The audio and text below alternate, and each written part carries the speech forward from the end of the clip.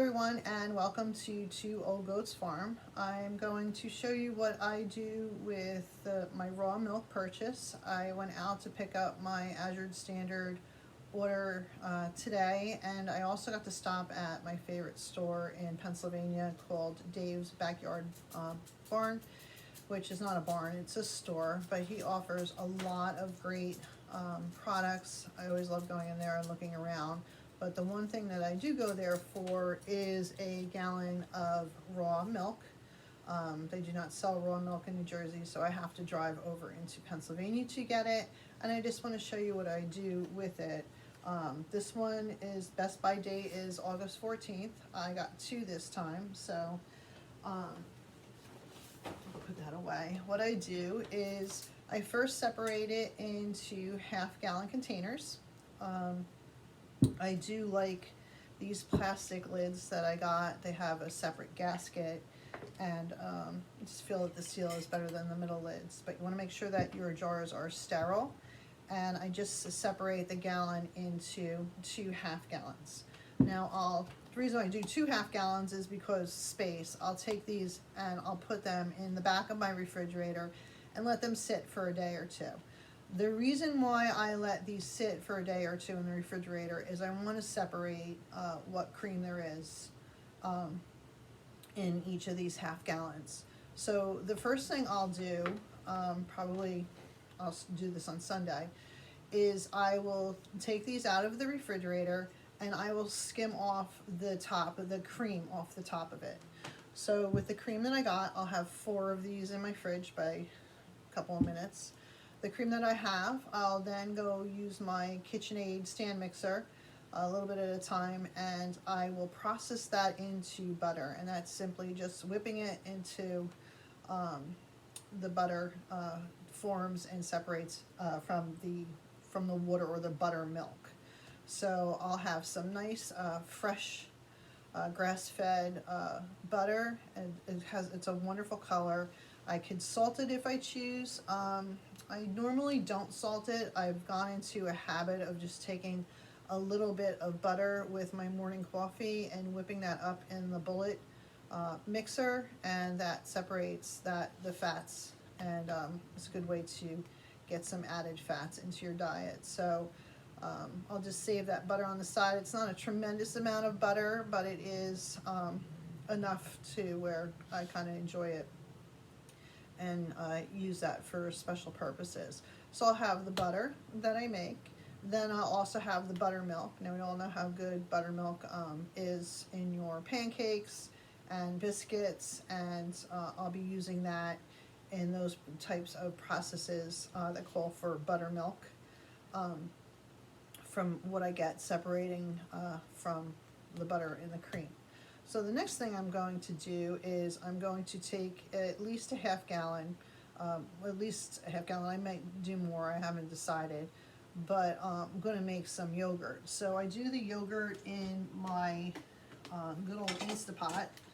Instapot has a yogurt option, and I do have the glass lid.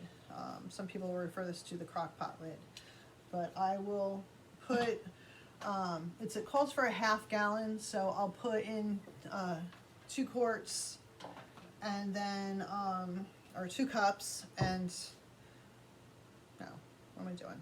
Half gallon. So I'll put in a quarter gallon and take 2 tablespoons of the Greek yogurt that I have, the unflavored Greek yogurt. In the past, I've used the yogurt that I've made. If I have a little bit left as a starter culture. You can also purchase starter cultures through Azure Standard or that other place.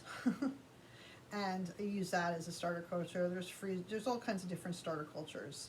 But I'm going to use the Greek yogurt that I got this time around. I'll put 2 tablespoons in that, whisk that to make sure that they're mixed together. Then I'll add the additional quart to make a half gallon, and then hit the yogurt button and let it go. The last time it was a little thin for what I like, so what I did was I separated the whey. I strained it through a cheesecloth, So then I was left with a nice consistency of yogurt and the whey. I did toss it this time, but there are recipes online I might look into because I like to utilize all of everything. So again, it's just the process of making your own yogurt, and it is very, very tasty, very good. I really enjoyed that. So other things that you could use to thicken it besides separating the whey out of it, you can use a gelatin. If you want to add some flavoring to it, which really a can of sweet condensed milk you can add to it after the process. Just remember you're adding sugars into the yogurt, but I did like just a plain old tang of the yogurt that came out of this raw milk the last time that I did it. The other thing that I'm going to be doing is I'm going to be clabbering a lot of the milk. I got this information from a YouTube channel that I follow called Homestead Family. The Homestead Family, the video is called Clabbered Milk, Clabbered. It's about a 6-year-old video, but she goes through the process to explain the benefits of raw milk and why we should be consuming raw milk. Not only is it wonderful, it tastes wonderful. It's when you first get it, it's nice, it's sweet, it's refreshing. It's full of probiotics and enzymes and just all good bacterias for your gut and for your gut health. This pasteurized milk that they have us drinking, there's absolutely minimal benefit from consuming that milk, and you really wanted to maybe research and look and see if this is a direction that you're comfortable in going in. Of course, you have to know the source that you're getting it from, you have to know the conditions of it, but the benefit of raw milk is it doesn't go bad, it goes different, as she says. So the clabbering process, at least this is what I did. She tells you how to properly do it, but what I did wasn't improper, but it's just the way that I did it. I took a pint jar and I filled that with some of the milk after I skimmed off the cream, and I left that out on the counter to clabber.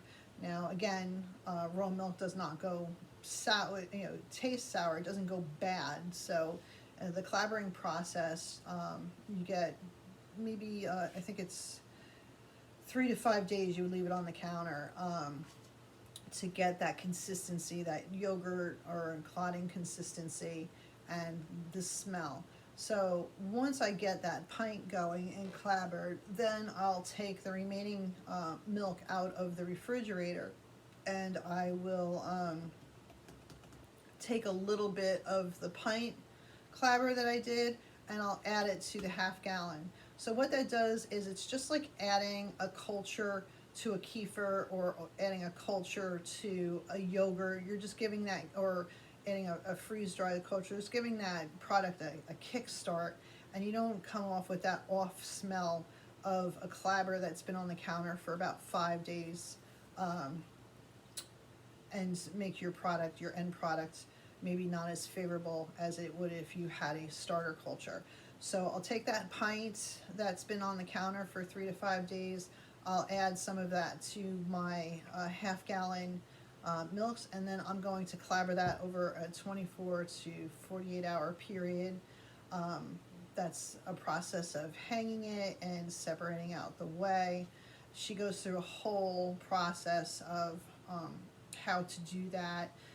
That could be eaten as a cottage cheese, or what I did is I made it into a dream cheese, which she gives you complete instructions on that video that I directed you to.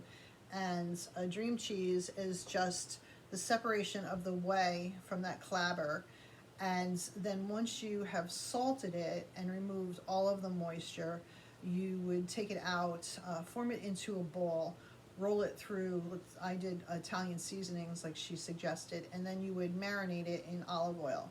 So this is ones that I have already done, and this is going to come across as a soft cheese or a cheese spread flavored by the olive oil that I have it in and the Italian seasonings.